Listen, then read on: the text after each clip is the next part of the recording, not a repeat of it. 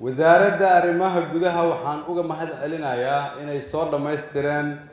hannaan cusub oo loogu yeeray dhab u heshiisiin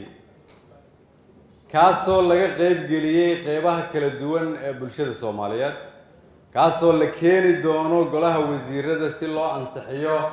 kadibna iyaga iyo dhammaan inta la shaqeysay ugu shaqo galaan waa u mahad celinayaa waa shaqo qoto dheer ay ka soo shaqeynayeen waxaan aaminsanahay sida halkan aad saddexdii maalmood aad isla joogteen aad ku aragteen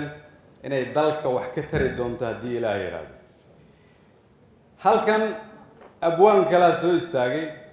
isaguna abwaan guure uu joogaa wuxuu yiri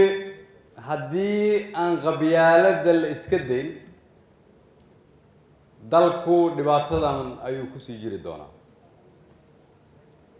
muhiimaddu marka waxay tahay inaan isla fahmno mid wuxuu leeyahay alifkii bay ka halowday abwaan kale wuxuu leeyahay qabyaaladda dhibaatada ah mid kale wuxuu leeyahay musuqmaasuq ayaa halaysan ama dhibaato ku ah dalka haddii hormuudka Soomaaliyeed oo gabdhaha Soomaaliyeed ah ay kala qaybsan yihiin haddii gabdhaha Soomaaliyeed iyagu ay kala qaybsan yihiin oo dhalinyaradu kala qaybsan tahay oo culimadu kala qaybsan tahay oo siyaasiyiintu ay kala qaybsan tahay oo cid waliba ay aaminsan tahay fikir ka duwan cid kale su'aasha aan isweydiinayna waa maxay marka waxa ay tahay maxaan ku heshiinaa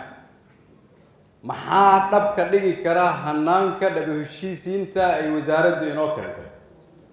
maxaa naga halaysan maxaa qarin kara ceebta ummadda maxaa iftiimin kara sharafta ummadda Soomaaliyeed maxaa soo dedejin kara inay dadka Soomaaliyeed midoobaan mar labaad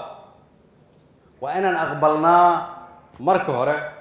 su'aashaas si looga jawaabo inaan fahamno waxa naga halaabay waxa naga halaabay wixii isku keenhayn jiray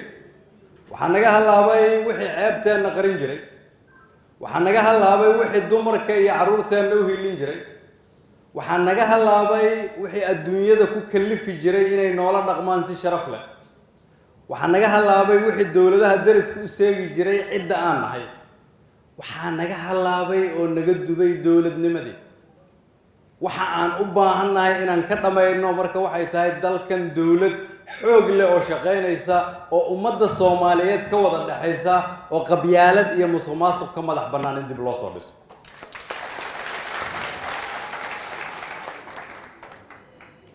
in marka dawlad Soomaaliyeed la soo dhiso shacabka Soomaaliyeed waxaan ugu bishaareeynayaa inay macquul tahay waxa kale oo ugu bishaareeynayaa inaanay jirin luuq loo soo mari karo si loogu laabto meeshii sharafta leedahay ka nimid lixdameeyadii waxay u baahan tahay dagaal dheer waxay u baahan tahay shaqo soo jeed u baahan waxay u baahan tahay dad daacada waxay u baahan tahay musuqmaasuqa laga fogaado waxay u baahan tahay in qabyaaladda laga fogaado waxay u baahan tahay in loo adeego sharafta iyo karaamada ummadda Soomaaliyeed taasi si ay u dhacdo marka waa in haweenka Soomaaliyeed ay fahmaan isku duubnidoodu inay dawladnimada wax ku tarayso inay culimadu fahmaan isku duubnimadooda inay dawladnimada wax ku tarayso inay abnaawiniintu fahmaan inay isku duubnaadaan inay tahay qayb kamid ah soo dhisidda dawladda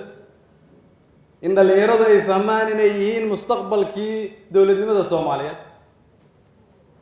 in dadkaas Soomaaliyeed oo isku duuban ay fahmaan in haddii ay ka sogaan dawladnimada inay soo dhisaan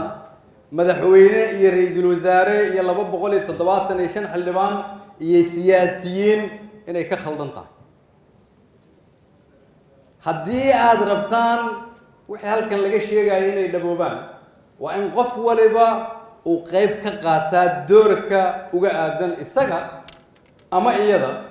dawladnimada haddii aad aaminsan tihiin in dhaqankeeni fadhi ku dirarka ahaa ama qabyaaladda indhaha laga qabsanayay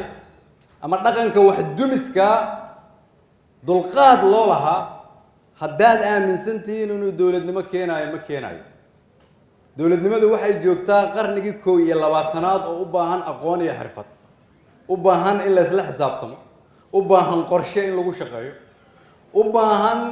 in 30 ama 40 ama 50 sano soo socda qorshe ku salaysan lagu shaqeeyo u baahan maanta go'aanka aan gaarnay inaan ogaano inuu wax taraayo ama dhibaateynayo gabadha Soomaaliyeed ee dhalan doonta 30 sano ama 40 sano kadib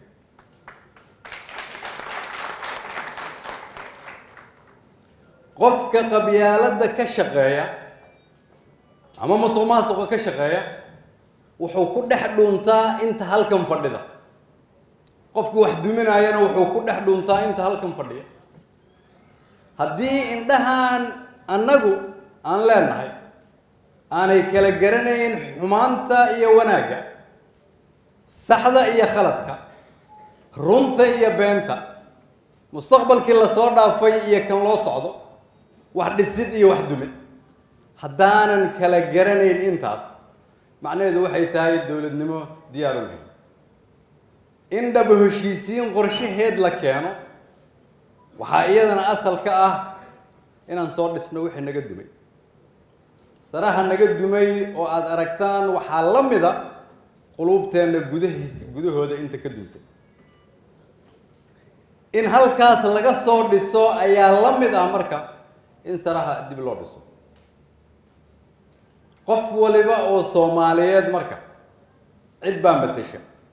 cidda ku matasha marka hore waa inaad la xisaabtantaa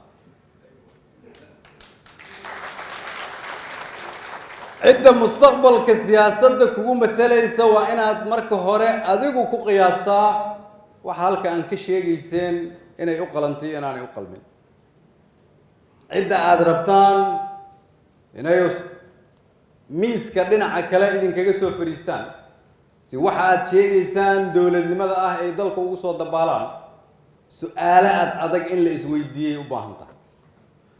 dhaqankii ahaa marka dowladnimo ayaan meel kale ka sugaynaa annaguna waa iska fadhinaynaa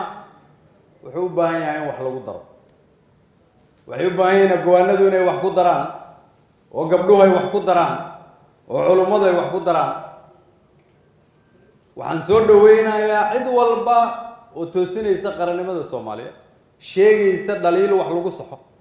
rabta inay dalka dib u dhisto laakiin taasi waa inay ku salaysnaataa inay qabyaalad iyo musuqmaasuq ka madax bannaan tahay waa inay ku salaysnaataa inay dan gaar ah ka madax bannaan tahay oo ka shaqeynayso danta guud waa inay ku salaysnaataa inaan fahamsannahay inuu waqti nagu socdo waa inay ku salaysnaataa inaan garanayno sidaan hore idinkugu sheegay meel yar oo laga soo duso oo dawlad laga dhisay inaanay jirayn dariiq dheer oo dhib badan oo buuro leh oo godad leh oo roob ku da'ayo oo in loo adkaysto u baahan ayay rabtaa haddaad rabtaan inaan dunida la tartano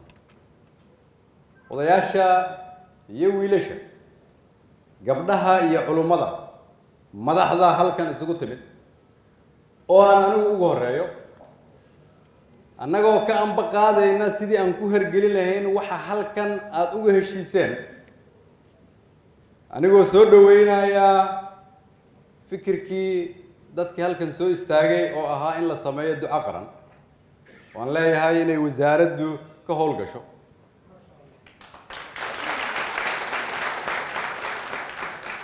haddana waxaan leeyahay aasaaska iyo tallaabada ugu horeysa dowladnimada oo ah in la qaado waxa ay tahay qof waliba isagu inuu isla xisaabtamo adigu marka hore inaad isqiyaasto oo aad isku qiyaasto ma qarannimaad qotomisaa mase qarannimaad qalloocisaa ma qabyaalad baad ka shaqaysaa mase qarannimaad ka shaqaysaa ma khiyaanaad ka shaqaysaa mise quluubta ummadda Soomaaliyeed in dhisaad ka shaqaysaa isla xisaabtanku waxa uu yahay inta anagu aanan dalka wax u qaban ama aanan u soo istaagin inaan dalka wax u qaban karno marka hore nafteena inaan ilaalino ummadda Soomaaliyeedna xoolahooda aan ugu ilaalino sida ugu wanaagsan oo loo ilaalin karo ugu dambeyntii qabyaaladda iyo qaranka dumay waxa aasaas ka ah musuqmaasuqa oo meel walba aabba iyo hooyo u ah kulligeen aanu midowno inaan musuqmaasuqa la dagaalno dowladnimadii Soomaaliyeed oo isu keeni lahayd ummadda Soomaaliyeed soo celin lahayd karaamadeenna soo dedeji lahayd dib u heshiisiinta aanu midowno dhexdo xiranno dib bay rabtaa aan ka wada shaqeyno waa maatantii